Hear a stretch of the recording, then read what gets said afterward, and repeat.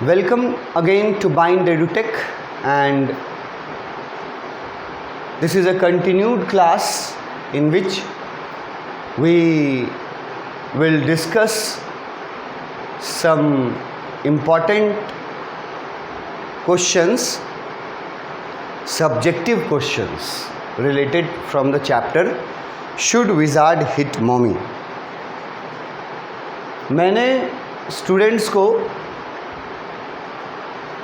अपने किसी लेक्चर में, किसी क्लास के किसी लेक्चर में या एक से ज़्यादा लेक्चर्स में मैंने स्टूडेंट्स को ये बोला है कि ये क्वेश्चन आंसर्स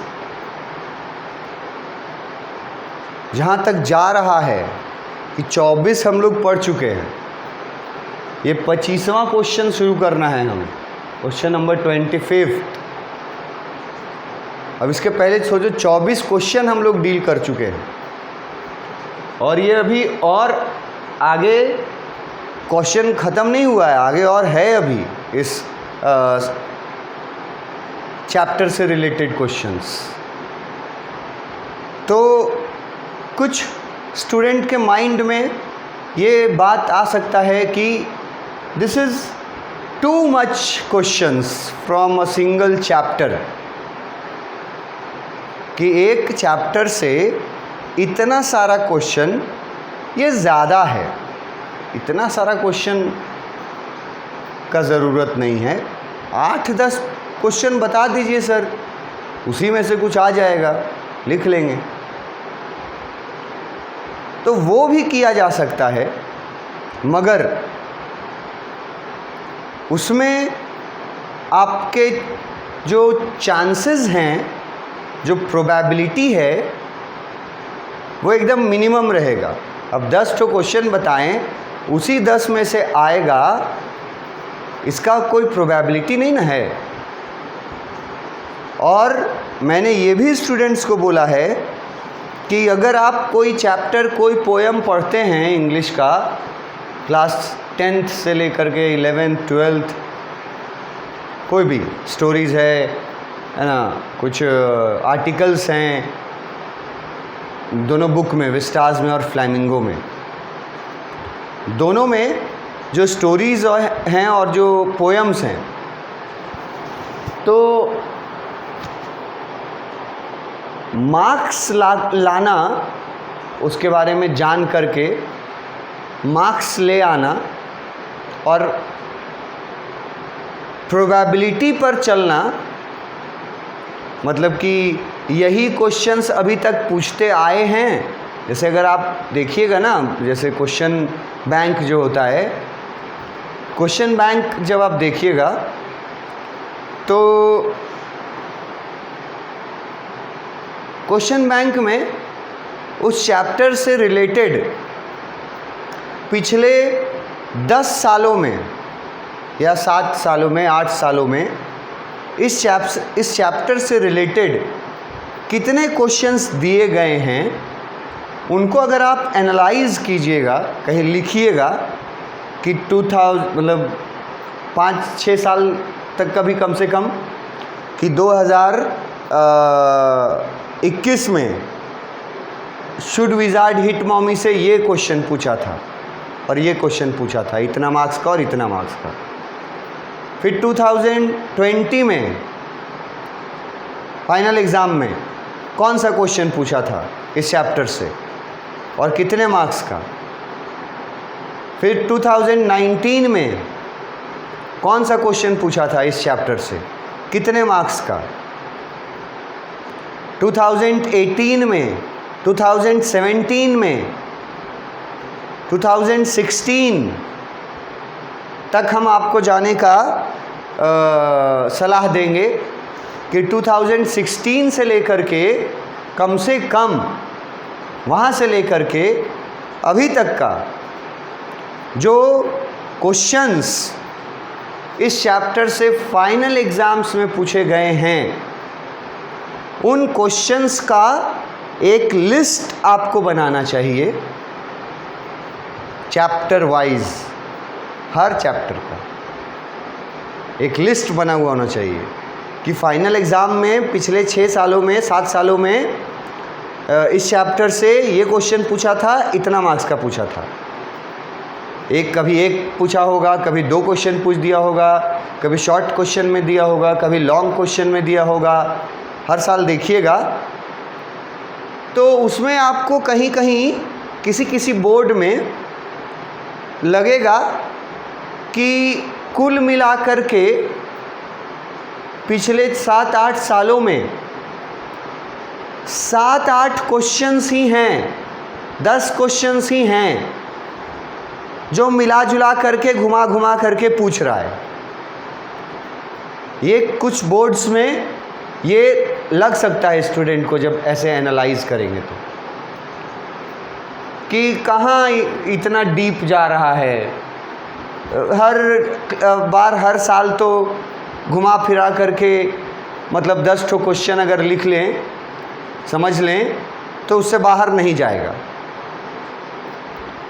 ये कुछ बोर्ड्स के स्टूडेंट्स को लग सकता है, पर जैसा मैंने कहा कि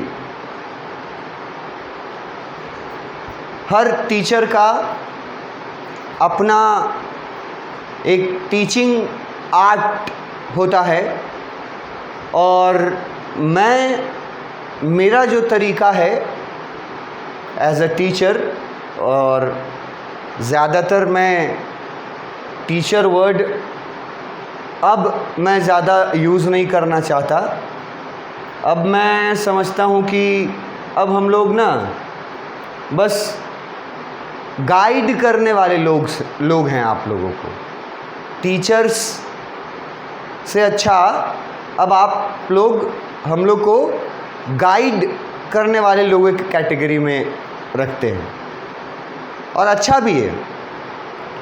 हम आपको गाइड कर सकते हैं, काम आपका नहीं हम कर सकते।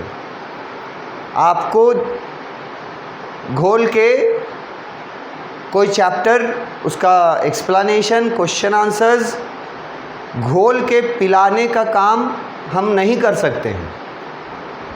हम इन कामों में असमर्थ हैं। या किसी चैप्टर का बस मेन पॉइंट्स पढ़ लेना, और उससे हो सकता है आंसर, उससे हो सकता है कि एग्ज़ाम में आपका क्वेश्चन भीड़ भी जाए और मार्क्स भी आ जाए। इसमें कोई बड़ी बात नहीं है कुछ बोर्ड्स में। पर जैसा कि सबका अपना वे ऑफ गाइडिंग होता है, तो मेरा जो अपना नेचुरल जो मेरा तरीका है, ये जो नेचुरल है मेरे में इनबिल्ट है, कि मैं ये इच्छा रखता हूँ, मैं ये चाहता हूँ कि टेक्स्ट बुक में दिए गए एक एक शब्द का मीनिंग पता होना चाहिए स्टूडेंट को, specially of the text book. तो इसीलिए मेरा जो एक्सप्लेनेशन वीडियोज़ है ना, वो भी लंबा रहता है। मतलब चैप्टर को हम, इसी चैप्टर को मान लो कि 45 वीडियो में हम ख़त्म किए हैं, डील किए हैं इस चैप्टर को। एक्सप्लेनेशन, सिर्फ एक्सप्लेनेशन, मतलब राइट फ्रॉम द इंट्रोडक्शन ना, title, justification, theme, background, characters, उसके बाद मैसेज अगर कुछ हुआ तो, या उसके बाद आते हैं हम टेक्स्ट बुक पर, और पहला लाइन से लेकर के टेक्स्ट बुक का आखिरी लाइन तक हर एक लाइन को, हर एक शब्द को हम आप तक आपकी भाषा में पहुंचाने की कोशिश करते हैं। अब इसमें ये ज़रूरी नहीं है कि सारे बच्चों को मेरी बात एक ही जैसे ही समझ में आए। सारे बच्चे अलग अलग हैं ना, तो वैसे बच्चे जो ये जानने में ज़्यादा इंटरेस्ट रखते हैं कि हमको एक एक वर्ड पता होना चाहिए, कंठस्थ जिसको बोलते हैं, जैसे घर में रिलीजियस प्रेयर्स याद होते हैं ना, घर में धार्मिक जो भजन या आरती कुछ भी है वो देखो कि याद रहता है बहुत लोगों को, और बहुत सारे ऐसी चीज़ें हैं जो लोग याद रखते हैं ज़िंदगी भर। तो वैसे ही मैं चाहता हूँ कि हर एक वर्ड को, हर एक सेंटेंस को हर तरीके से, हर एंगल से उसको समझा जाए, वर्ड का वहाँ मीनिंग क्या है और किसी और जगह पे वो वही वर्ड क्या मीनिंग अलग रख सकता है, ये सब डिस्कस करने के वजह से, वर्ड बाय वर्ड डिस्कशन करने के वजह से मेरे जो एक्सप्लेनेशन वीडियोस हैं उनका नंबर ज़्यादा होता है। ये मैं मानता हूँ, ये मैं खुद एक्सेप्ट करता हूँ कि एक्सप्लेनेशन वीडियोस, मेरे नंबर ऑफ़ एक्सप्लेनेशन वीडियोस ज़्यादा होते हैं। मगर मैंने आपको बताया है इस बारे में हर बार की तरह कि एक क्लास में जो आपको बताया जाता है बैठा करके लाइव, है ना, टीचर है क्लास में प्रेजेंट और बच्चे क्लास में प्रेजेंट हैं उसके सामने, तो 45 मिनट्स या 50 मिनट्स या 1 आवर का जो भी टाइम मिलता है टीचर को बच्चों को बताने का, उतना देर में जितनी बातें टेक्स्ट बुक से एक टीचर बताता है एक क्लास में, उतनी बातें मैं 3 लेक्चर्स में बताता हूँ। एवरेज है मेरा, ये पहले भी मैं बोल चुका हूँ आपको कि अगर ये चैप्टर का एक्सप्लेनेशन मैंने 45 वीडियो में ख़त्म किया है तो इसका मतलब ये नहीं है कि 45 वीडियो बहुत ज़्यादा हो गया। इसका मतलब है क्लास वाइज निकाल करके देखो तो 15 क्लास में हम ये चैप्टर तुमको line by line, word by word ख़त्म किए पढ़ा करके, and with all the angles, her angle से जितना एंगल्स हो सकता है, मतलब जिसको एक मैक्सिमम जानकारी बोला जाता है ना कहानी का, तो वो हम चाहते हैं, वो मेरा तरीका है कि स्टूडेंट को अपने टेक्स्ट बुक का स्टोरी का एक एक शब्द या एक एक घटना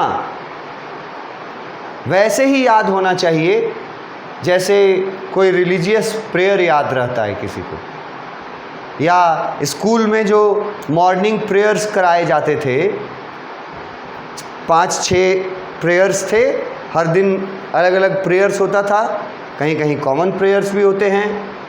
तो कैसे रट लिए थे हम लोग अपने स्कूल में, आप लोगों ने भी रटा होगा। कैसे हम लोगों ने 26 जनवरी और 15 अगस्त के लिए नेशनल जो हम लोग का एंथम है उसको हम लोगों ने कैसे याद रखा, कोशिश किया तब ना याद रखा। हम लोगों को जब ये फील हुआ कि ये याद रखना हमारे लिए एसेंशियल है तो हम लोगों को याद है वो चीज़ें। तो इसको भी अगर आप एसेंशियल लेकर के समझोगे तो ये उन स्टूडेंट्स को ज़्यादा फ़ायदेमंद दिलाएगा ज़्यादा क्वेश्चन करने से, कि जाल क्वेश्चन जो है वो एक जाल की तरह होता है ना, और जाल तुम्हारे किसी साइड से भी टीचर फेंक सकता है सवाल, लेफ़्ट से, राइट से, ईस्ट से, वेस्ट से, नॉर्थ से, साउथ से, ऊपर से, नीचे से, कहीं से भी क्वेश्चन जाल के रूप में तुमको टीचर फंसाना चाहेगा। तो मैं इसलिए हर वर्ड को डील कर देता हूँ और ज़्यादा से ज़्यादा क्वेश्चंस डील करता हूँ, ताकि किधर से भी आपको फंसाने की कोशिश की जाए आप फंसे नहीं। मेरा मकसद ये है, इसीलिए मेरे एक्सप्लेनेशंस भी लंबे जाते हैं और नंबर ऑफ़ क्वेश्चन आंसर्स भी मेरा बहुत मैक्सिमम जाता है, कि हम ये चाहते हैं कि स्टूडेंट को हर एक बात, हर एक घटना उसके मन में बैठी हुई होनी चाहिए हर चैप्टर की। तो जो मैं चैप्टर्स पढ़ाता हूँ उसकी घटना भी बैठी होनी चाहिए। इसीलिए मेरा ये जो आंसर्स है और एक्सप्लेनेशन है ये थोड़ा लेंदी होता है, ठीक है। अब क्वेश्चन नंबर 25, पिछले वीडियो में मैंने बताया था इस क्वेश्चन के बारे में कि क्वेश्चन नंबर 25 जो है ये बहुत अच्छे क्वेश्चन के कैटेगरी में है। आसान, बहुत आसान, मतलब फांकी मारने वाले जो स्टूडेंट्स होते हैं, जो बीच में कभी एक क्लास में गायब हो गए, 2 क्लास में गायब हो गए, और अगर उन्हीं दोनों क्लासेस में ये जुड़ा हुआ क्वेश्चन का पार्ट पढ़ाया गया होगा तो वो स्टूडेंट्स प्रॉब्लम में पड़ जाएंगे, बाउंस हो जाएगा। और वो स्टूडेंट्स जो लोग थ्रू आउट पूरा चैप्टर पढ़े होंगे, वो स्टूडेंट्स के लिए ये क्वेश्चन बहुत इजी क्वेश्चन है, पढ़ाई पे डिपेंड करता है। पूछा है, having got rid of his stink what problem did Roger Skunk face. अब यहां देखो क्वेश्चन में वर्ड, कीवर्ड गॉट रिड पहला और दूसरा स्टिंक। अब अगर स्टूडेंट को ये रिड वर्ड का मतलब, गॉट रिड का मतलब पता नहीं है और ये स्टिंक का मतलब पता नहीं है, और वो बोलता है कि मैं पढ़ चुका हूँ इस चैप्टर को, तो वो उसकी गलत फहमी है। क्योंकि जो भी स्टूडेंट ये चैप्टर पढ़ेगा उसमें रिड वर्ड भी आएगा और उसमें स्टिंक वर्ड भी आएगा, आया है। तो जो पढ़ा होगा उसको ये रिड वर्ड भी समझ में आ रहा होगा और स्टिंक वर्ड भी समझ जाएंगे जब मैं हिंट करूँगा। रिड छुटकारा पाना और स्टिंक स्मेल को बोला गया। अब कैसा स्मेल को बोला गया ये हम नहीं बताएंगे, ये तुम लोग डिसाइड करो, तुम लोग भी पढ़े हो कहानी। तो स्टिंक स्मेल है, गुड है कि बैड है हम नहीं बताएंगे। इतना अब जब तुम लोग पढ़ चुके हो और क्वेश्चन आंसर्स डिस्कस कर रहे हो, तो अब ये शोभा नहीं देता कि मैं आपको स्टिंक वर्ड का मतलब यहाँ बताऊँ। ये वर्ड आपको पता होना चाहिए। मैंने सिर्फ हिंट कर दिया, स्मेल से रिलेटेड है। बैड स्मेल है कि गुड स्मेल है हम नहीं बता रहे हैं, आप समझो। आपको मैं बता चुका हूँ, मैं भी बता चुका हूँ, और आपको जहाँ भी आपने पढ़ा होगा वहाँ भी बताया गया होगा निश्चित रूप से। और अगर आपको याद नहीं है तो आपका प्रॉब्लम है। स्टिंक स्मेल के लिए यूज़ किया। फिर पूछता है, what problem did Jack Roger Skunk face. अब यहाँ पहले तो ये बताया गया कि रॉजर स्कंक हर कहानी की तरह इस कहानी में भी क्रिएचर खाली चेंज हुआ था, स्कंक नाम वही रहा था, रॉजर। तो और हर कहानी के अनुसार इसमें भी रॉजर स्कंक प्रॉब्लम में फंसता है, उसको एक परेशानी रहती है। क्या परेशानी रहती है ये आपको पता चल जाना चाहिए मेरे इतने बोलने के बाद। नहीं पता अगर चल रहा है आपको कि इस कहानी में रॉजर स्कंक को क्या परेशानी है, तो फिर आपके लिए ये क्वेश्चन आंसर्स डिस्कस करना यूज़लेस होगा, मीनिंगलेस होगा। जिन स्टूडेंट्स को पता है कि क्या प्रॉब्लम था क्या दिक्कत था रॉजर को, वो स्टूडेंट्स इस क्वेश्चन को, इसके आंसर को सही से समझ पाएंगे और फिर आंसर उस हिसाब से उतना अच्छा मार्क्स लायक आंसर दे पाएंगे। अगर रीड वर्ड समझे हैं तो, स्टिंक वर्ड समझे हैं तो। अब पूरा क्वेश्चन का मैं मीनिंग बता देता हूँ। जिन लोगों ने पढ़ रखा है वो अब सोचिएगा कि ये इसके बारे में कुछ पढ़ा है आपने या नहीं।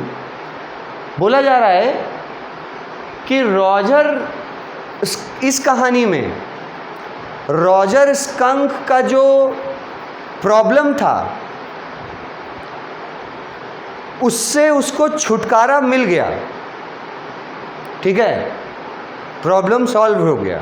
हर कहानी की तरह विजार्ड ने ही उसका प्रॉब्लम सॉल्व किया, लेकिन जब वो घर गया तो उसके लिए वहां एक नया प्रॉब्लम वेट कर रहा था।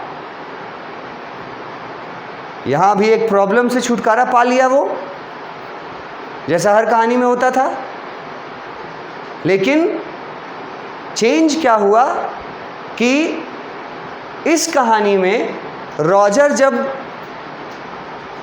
अपना प्रॉब्लम से छुटकारा पा करके और अपने घर पहुंचा हर कहानी की तरह, तो घर पहुंचने के बाद रॉजर को कोई प्रॉब्लम फेस करनी पड़ी थी।